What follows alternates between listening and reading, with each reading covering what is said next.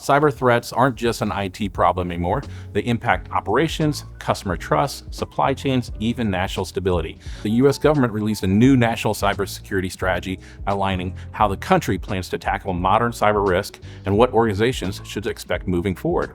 So why does this matter, right? This strategy positions cybersecurity as a core part of the economic stability and critical infrastructure protection. Puts the focus on speed, coordination, and real outcomes rather than just checking those boxes, right? And that signals a real shift in how both government and industries are approaching cyber risk.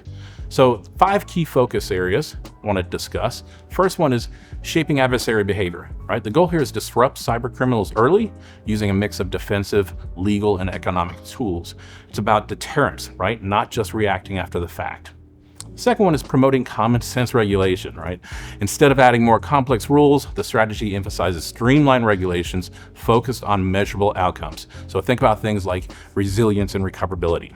So in other words, security needs to work in the real world, not just look good on paper.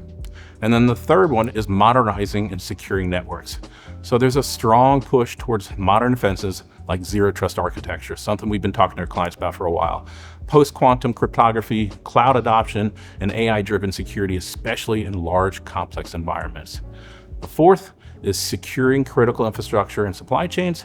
Key sectors like energy, healthcare, financial services, telecom, and even think, waters and utilities. They're all front and center. There's a major emphasis on third-party risk and supply chain security as part of the overall resilience.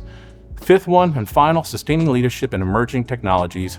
Technologies like AI, quantum computing bring huge opportunities, but they also bring new risk. That's why security by design is becoming increasingly more and more important. Big takeaway is this: cybersecurity expectations are shifting towards resilience, speed, and accountability. Leaders should be thinking about operational continuity, supply chain visibility, and real-world readiness, not just policies and documentation. So to close this out, cybersecurity is a shared responsibility. It's across leadership, it's across operations, and technology teams. Organizations that align security with business outcomes will be the ones best prepared for what comes next. Let me know what you think.